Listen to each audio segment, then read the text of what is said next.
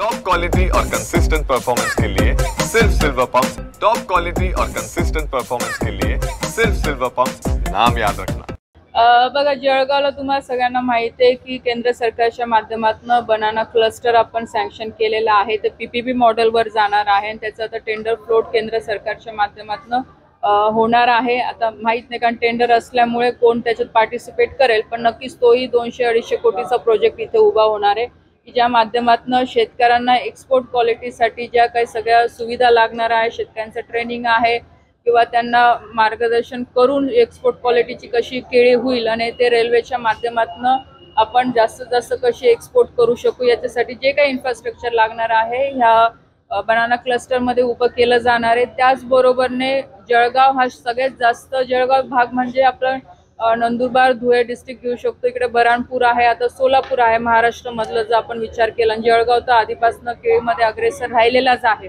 या सगळ्या गोष्टींचा विचार करून जे सहकार मंत्रालय आहे, आदरणीय अमित भाई शाह त्याचे मंत्री आहेत, त्यांच्याकडे पण आम्ही पाठपुरावा केला होता आणि बीज उत्पादक हे जे आहे आपलं डिपार्टमेंट आहे त्याच्याकडनं केंद्र सरकारच्या माध्यमातून आता इथे मोठं टिश्यू कल्चरचं लॅब उभं राहणार आहे की ज्यामध्ये सगळे टिश्यू कल्चरचे रोपं बनवले जातील आणि हे 3 राज्याचं सेंटर आपण जळगाव बनवतोय। म्हणजे आता 2 आपण जागा दिलेल्या आहेत, त्याच्यातलं फायनल होतील।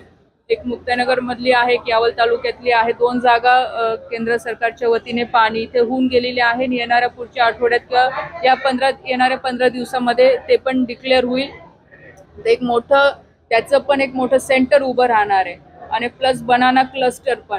तर असे वेगळ्या माध्यमातून आपण पूर्णपणे प्रयत्न करतोय की केळीच्या दृष्टिकोनातून जळगाव एक हब झालं पाहिजे की जेणेकरून जगभरामध्ये देशभरामध्ये केळीचं नाव आपल्या जळगावच्या माध्यमातून पुढे गेलं पाहिजे आणि शेतकऱ्यांना सुद्धा त्याचा फायदा झाला पाहिजे।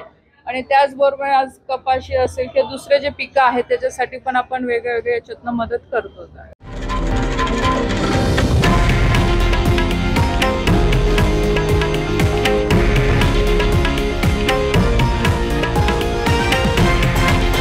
हे आहे देशातील नंबर 1 न्यूज नेटवर्क आणि आपण पाहत आहात TV9 मराठी, एकमेव।